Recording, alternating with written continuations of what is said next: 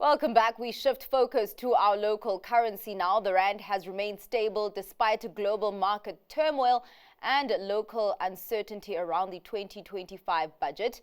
Today, CEO of Future Forex, Harry Scherzer, joins us for a look into factors impacting the rand's trajectory after a fairly chaotic first quarter of 2025. Thank you so much for your time, Harry. Considering what you saw at the beginning of the year, and I guess everybody was really trying to respond to Trump 2.0, did you imagine the rand actually being this stable at this point of the quarter?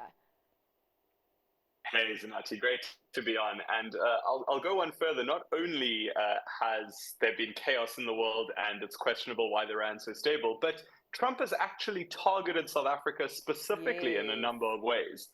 And yet the rand remains remarkably stable. So I'm very proud of our local currency right now. Well, I'm actually wondering if this is a rand story or a dollar story, because, I mean, we talk about the fact that everything has been against the rand. So is it a rand story strengthening, or is it rather a weaker dollar that we are seeing? Yeah, look, Zanati, it's a bit of both combined with high gold prices at the moment. If we look at what's happening recently, I mean, as we speak now, the rand is at 18.15 to the dollar, and before the budget speech last week, it was at 18.32. I thought the budget speech may have resulted in a weakening of the rand because we were backed into a bit of a corner there. But actually, the rand remained stable and has since strengthened because of dollar weakness, because of the gold prices, and because we're doing things right locally. So it's a bit of everything resulting in a strong rand, really. Gold prices, because obviously I know the link between the rand and commodities. Is it only the gold price that's having an influence on the rand? Because, I mean, for example, we look at PGMs, and we're a big PGM country that have been under pressure for a while. Yeah, absolutely. I mean, we're very linked to the gold price because it's one of our biggest exports. And so naturally, that has a particularly high sway. And with gold at an all-time high, it is going to put upward pressure on the rand, good pressure on the rand, resulting in the rand strengthening. But like I said, dollar weakness is very much part of it as well.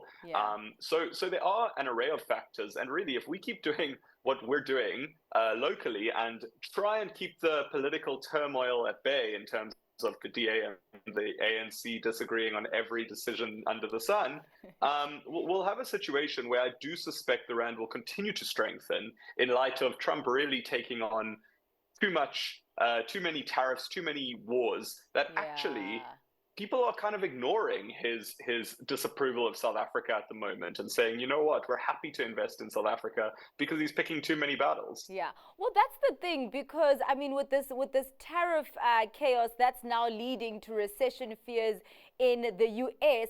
But also at the same time, I would imagine that even with recession fears weakening the dollar, it wouldn't be so great for the rand either if, you know, the world's biggest economy all of a sudden experiences a downturn. Is it just that that's not filtering through to the rand at this point because it is just that fears?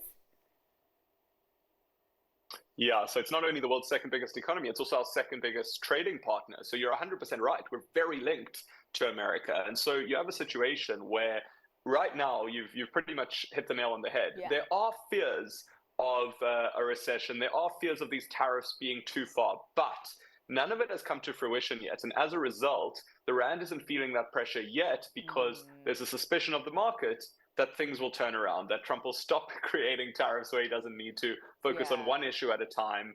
And really, there's a thought that things will come right. But we have to realize that with this pressure on the dollar, people go to safe haven assets like gold. So there's a bit of a hedging effect there where the rand actually does well because the gold price goes up because people are scared of the dollar. But on the flip side, the dollar doing poorly is bad for South Africa as well, because as we know, if America coughs, South Africa gets a cold. And we've seen that countless times over the years. Yeah, well, I mean, what really makes me happy is that it's not just global factors that are influencing the rand, but it's actually domestic factors, and it's actually positive this time. So hopefully we can keep that momentum going. Thank you so much for your time and your insights today, Harry. Much appreciated. That was Harry Scherzer, CEO of Future Forex.